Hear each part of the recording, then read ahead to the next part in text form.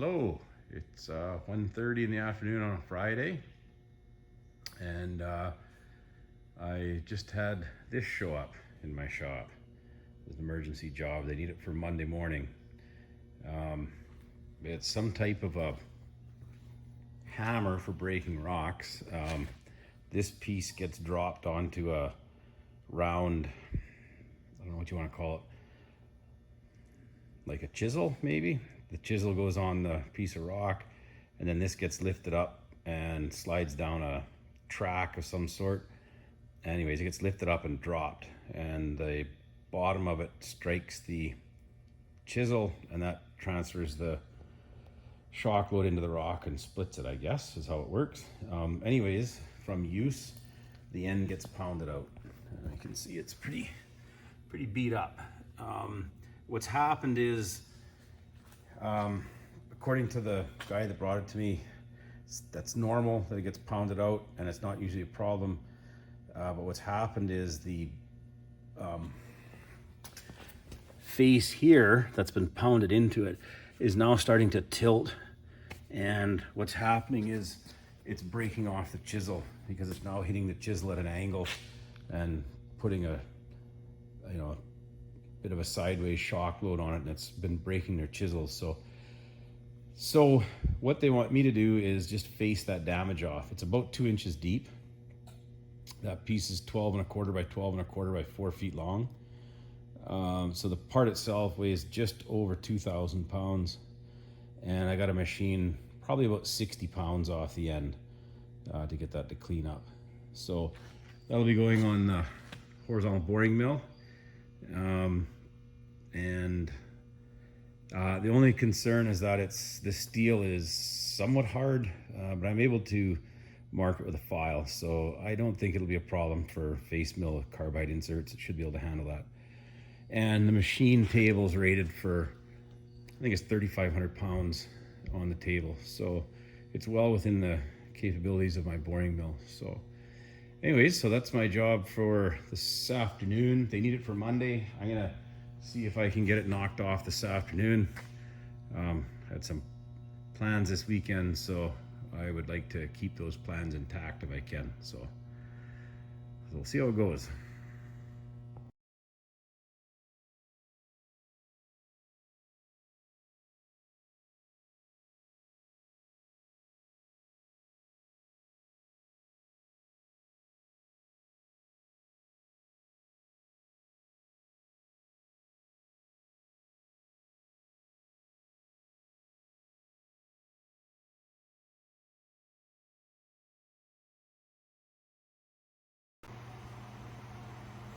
So I managed to get it cleaned up.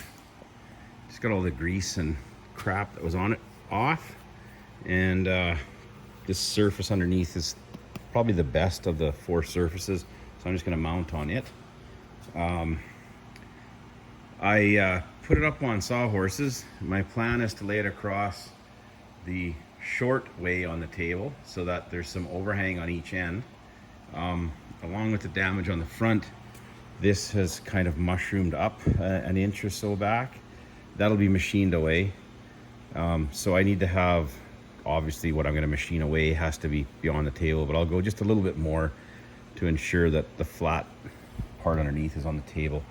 The other thing too is this, I cleaned the bottom that's going to mount on the table first, and then I rolled it over on the pallet using the crane.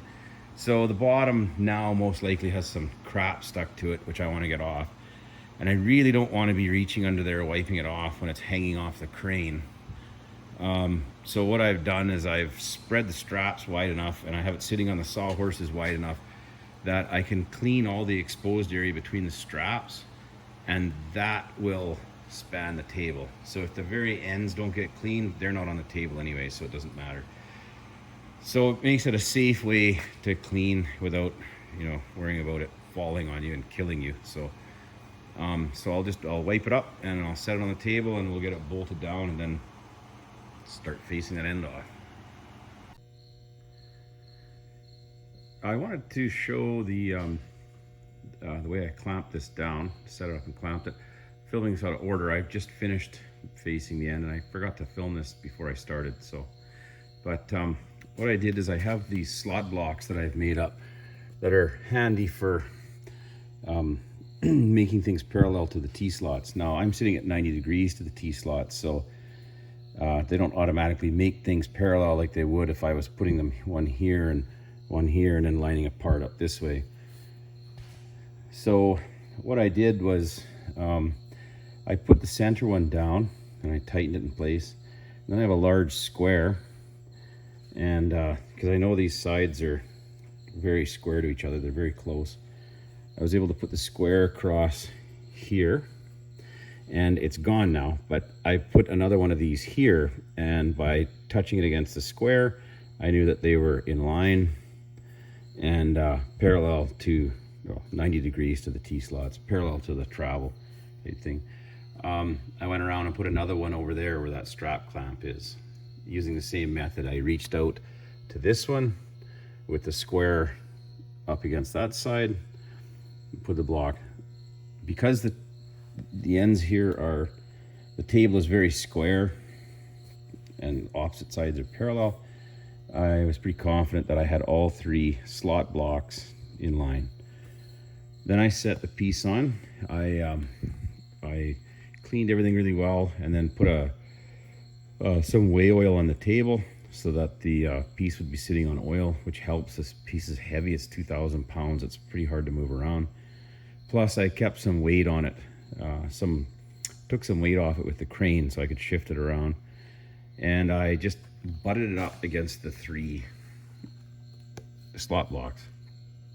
Then I just used my homemade large U-shaped strap clamps and some threaded rods to hold it down, which is a pretty good way of holding it. But I didn't want it to shift, and I was a little bit worried. I wasn't sure how hard this was going to be to machine and how hard the machine was going to have to push to get the face mill through.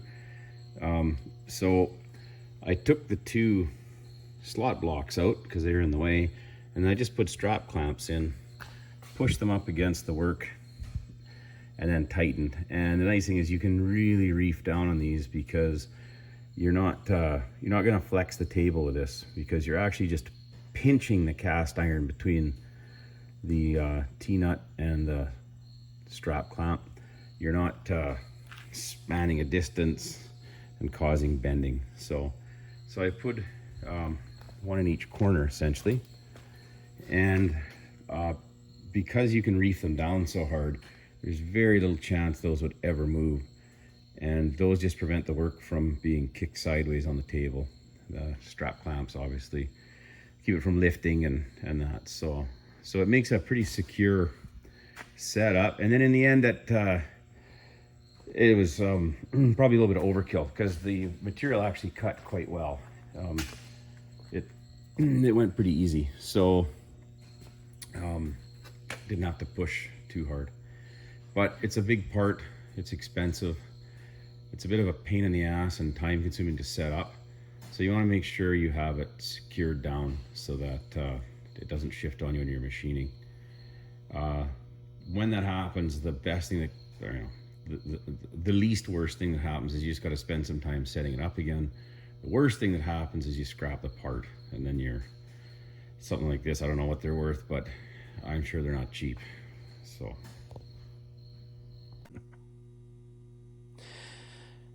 well, my plan was to just take one or two passes to get things set up and sort of dialed in speeds and feeds wise, and then I was going to film the machining of it. And I kind of got enjoying it, and I forgot to set the camera up and film it. So as you can see, I've removed quite a bit of material already. I have about that's going to show up. That's hard to see. I've got about 4 passes left to do, so I thought I'd cover those. There, you wouldn't want to probably watch too many passes anyways, they'll get kind of boring, but it's working good. The steel's kind of tough, but it's not too hard, and the face mill seems to handle it well. So I'm taking pass 1/8 of an inch deep. I'm running at 315 RPM, and I'm feeding at about 40 thou per rev. I haven't done the calculation to see what the material removal rate is, but it's pretty decent. So anyways, I'll set the camera down and then we'll make some swarf.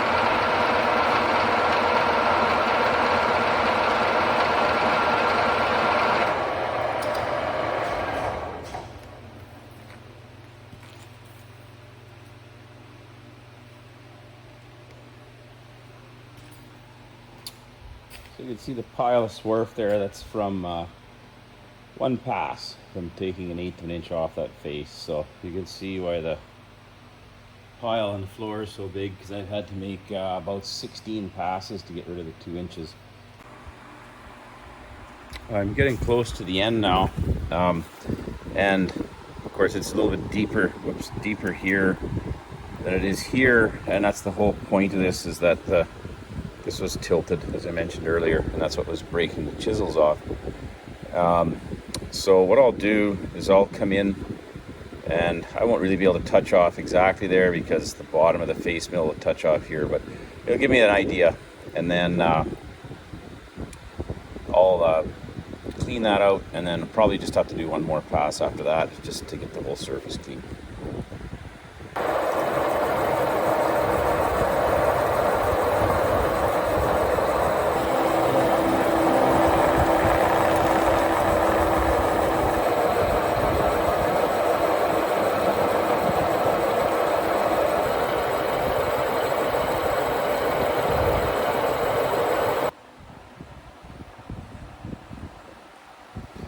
Well, that was kind of a dumb way to do it.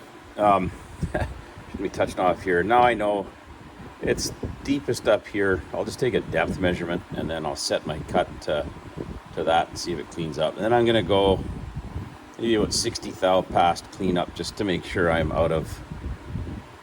through all the bad material. There's some gouges in here and stuff like that, so we'll get it completely cleaned up.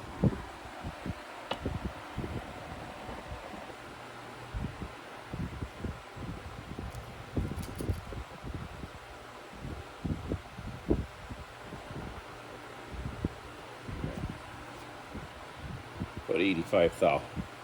So we'll go 100 and see where we're at.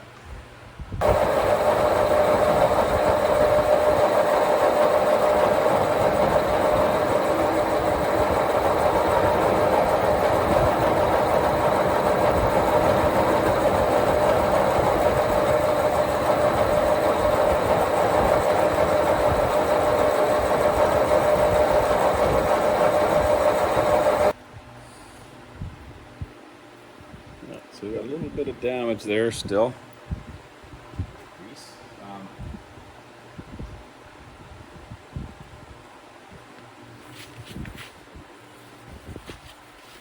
A little bit down here too. I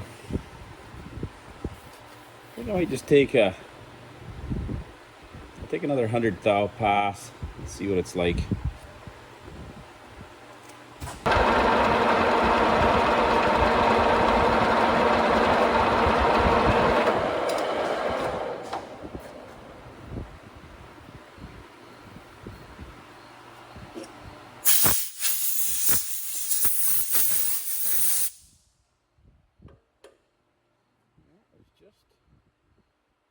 Little bit, a few peck marks there. So I'll take another 50 thou, and that should clean it up. It should be good.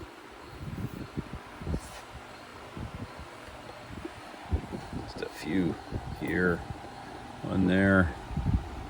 Just very faint, few spots up here. So another 50 thou should get rid of all the damaged material.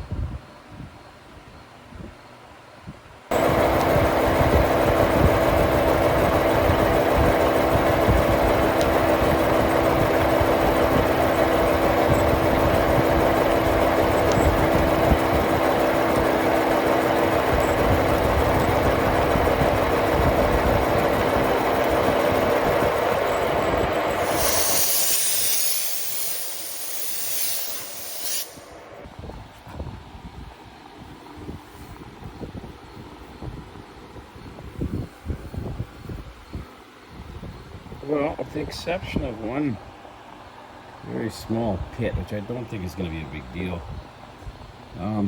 it's cleaned up. So I'll just give it a deep air with a belt sander, and it's ready to go back into service.